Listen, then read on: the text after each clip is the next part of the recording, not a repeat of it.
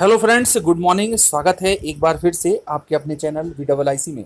और मैं अमित कुमार सोनी हार्दिक हार्दिक अभिनंदन करता हूं, स्वागत करता हूं। दोस्तों, चैनल पर नए हैं और अभी तक सब्सक्राइब नहीं किया है तो जल्दी से सब्सक्राइब जरूर कर लें। वेरिफिकेशन आज से स्टार्ट हो गए हैं और जिनका आज वेरिफिकेशन है उन सभी को बेस्ट ऑफ लक और बहुत बहुत शुभकामनाएं।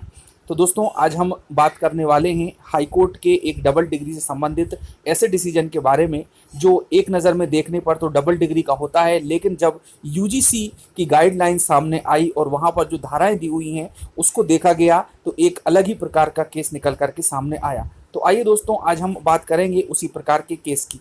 दोस्तों, इसके बाद मैं आप लोगों को ये भी बताऊंगा कि कौन कौन से कॉम्बिनेशन वैलिड हैं डबल डिग्री के साथ में, और डबल डिग्री को क्यों नहीं किया गया है वैलिड, इसके बारे में भी हम थोड़ी सी चर्चा करेंगे। तो सबसे पहले दोस्तों देख लेते हैं हाई कोर्ट का वह केस जिसमें कि हाई कोर्ट भी कुछ समय तक कंफ्यूज हुआ, लेकिन अंत में जो फैसला दिया वो वाकई में देखने लायक था।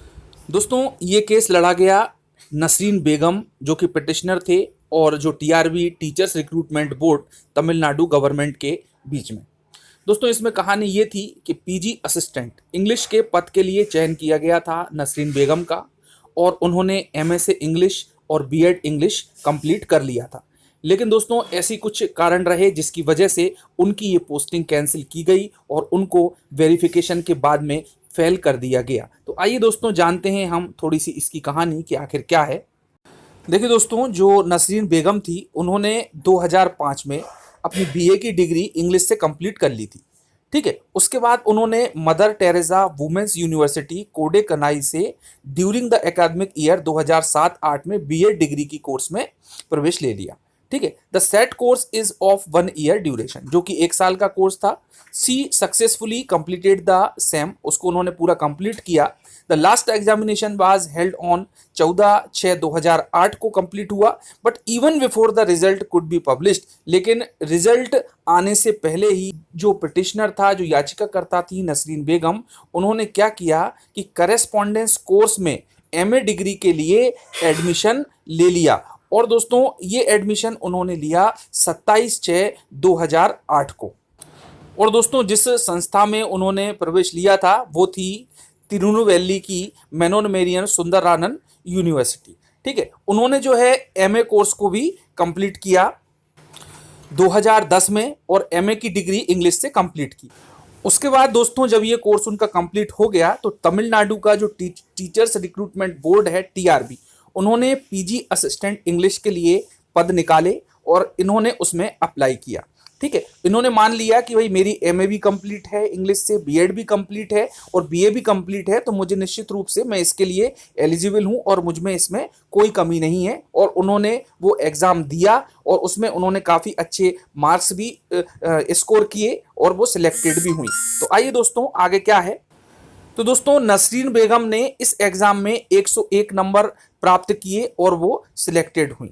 लेकिन जो तमिलनाडु बोर्ड था, जब उन्होंने इसके डॉक्यूमेंट की पूरी जांच की और इनके सामने पूरी स्थिति पता चली कि इन्होंने B.Ed कंप्लीट होने से पहले ही, रिजल्ट आने से पहले ही MA में एडमिशन ले लिया था, तो इस प्रकार से उन्होंने उनके जो सिलेक्शन को रिजेक्ट कर दिया। ठीक है, अब जब रिजेक्ट हो गया तो अब ये इसको याचिकाकर्ता के रूप में इस केस को हाई कोर्ट ले गई। वहां पर इन्होंने पिटीशन लगाई कि आखिर मुझे क्यों डिस्क्वालीफाई किया गया, जबकि मैंने कंप्लीट किया है MA इंग्लिश से, B.Ed MA सभी कुछ है मेरा, उसके बाद भी मुझे रिजेक्शन दे दिया गया है और कोर्ट चला गया हाई कोर्ट में। अब दोस्तों, जब ये केस हाई कोर्ट में चला गया तो पहली नज़र में इसको डबल डिग्री का केस माना गया। लेकिन जब UGC के रेगुलेशन को देखा गया, ठीक है, कि इन्होंने जो है MA degree course in English में किया है, तो वो डबल डिग्री के केस को फॉलो नहीं करता, बल्कि वो इस स्थिति को फॉलो करता है कि इन्होंने जो कोर्स किया था वो 2 साल का था MA का, लेकिन चूंकि रिजल्ट नहीं आया था और रिजल्ट जब आया तो उस समय तक करीबन 4 से 5 महीने निकल चुके थे और कोर्स की जो ड्यूरेशन अवधि थी वो उन्होंने केवल 1.5 वर्ष ही अटेंड की है। और दोस्तों, इस प्रकार उनका कहना था कि degree can not be accepted for the purpose of employment, यानी कि जो डिग्री आपने अर्जित की है, ली है, वो किसी भी प्रकार से एम्प्लॉयमेंट देने के लिए, रोजगार देने के लिए सूटेबल सिद्ध नहीं होती है, उसको एक्सेप्ट नहीं किया जा सकता है। और दोस्तों, इसके संबंध में जो यूजीसी का नियम है सेक्शन 23 2 ऑफ यूजीसी एक्ट 1956 के अनुसार कि जब तक यूजीसी खुद रिकॉग्नाइज नहीं करता, उसको अनुमति नहीं देता है, इस प्रकार से ली गई डिग्री किसी भी प्रकार के प्रमोशन में और किसी भी प्रकार के रिक्रूटमेंट में एलिजिबल नहीं मानी जा सकती।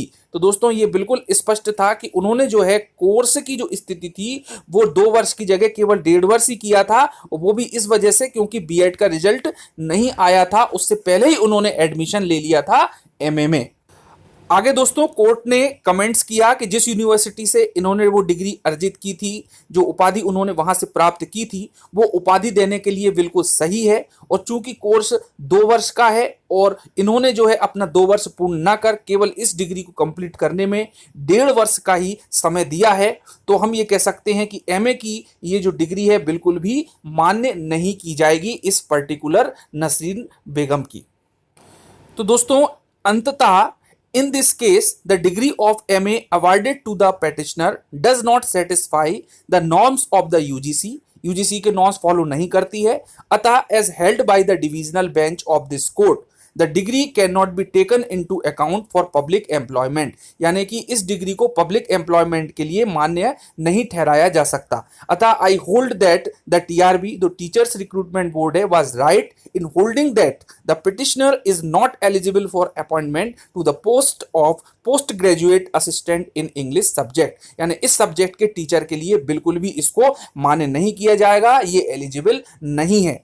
और इसके बाद में उन्होंने कहा कि इन view of the ever the writ petition fails and the same is accordingly dismissed. ये रिट पिटिशन की जो याचिका लगाई है इसको डिसमिस किया जाता है। No cost consequently connected miscellaneous petitions are also dismiss. और इस प्रकार की जो भी डिसीजंस आएंगे वो बिल्कुल फेल माने जाएंगे, उनको डिसमिस कर दिया जाएगा, और बाद में ऐसा किया भी गया। इसमें दोस्तों सार ये निकलता है कि यदि आपने बीएड कंप्लीट नहीं किया है, किसी भी कोर्स का आपका रिजल्ट नहीं आया है, तो आप जो है आगे एडमिशन ना लें, पहले उसका रिजल्ट आ जाए और उसके बाद में ही एक स्टेप बाय स्टेप आप उस कदम को आगे बढ़ाएं। क्योंकि कई यूनिवर्सिटीज होती हैं, प्राइवेट इंस्टीट्यूशंस होते हैं, वो फीस के लिए या एडमिशन के चक्कर में एडमिशन तो दे देते हैं प्रोविजनल के रूप में, लेकिन जब ये किसी कारण से जब गवर्नमेंट एग्जाम होता है या कुछ होता है, तो वहां पर जब ये रूल सामने आते हैं यूनिवर्सिटी के, जो मैंने आप लोगों को बताया,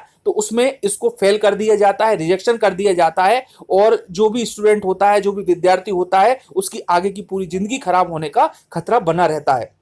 तो निश्चित रूप से दोस्तों यहां पर यह सीख मिलती है कि पहले एक कोर्स बिल्कुल 100% कंप्लीट हो जाए, उसके बाद ही आप अदर किसी यूनिवर्सिटी में या अदर कोर्स में एडमिशन लें, अन्यथा ना लें। दोस्तों एक नजर में तो ये डबल डिग्री का केस बिल्कुल नहीं है, क्योंकि एकेडमिक ईयर दोनों का पासिंग का अलग अलग हो गया था, लेकिन उन्होंने जो टाइम ड्यूरेशन था वो 1.5 साल का अटेंड किया था एमए में, 2 साल का अटेंड नहीं किया था, इस वजह से इनको रिजेक्ट कर दिया गया। तो दोस्तों जैसा कि आप लोगों को मैंने बता भी दिया था कि डिग्री तो बिल्कुल अलाउ है ही नहीं, और डिग्री के साथ में डिप्लोमा या सर्टिफिकेट कोर्स अलाउ माने जा सकते हैं। तो दोस्तों एक ऐसे केस के बारे में हमने बात की जो कि ड्यूअल डिग्री का केस नहीं था, टाइम ड्यूरेशन पीरियड का केस था, और उसका रिजेक्शन किया गया। तो दोस्तों मिलते हैं अगली जानकारी के लिए। चैनल को सब्सक्राइब जरूर कर लें, शेयर करें वीडियो को, और पसंद आता है तो लाइक करें। धन्यवाद। जय हिंद।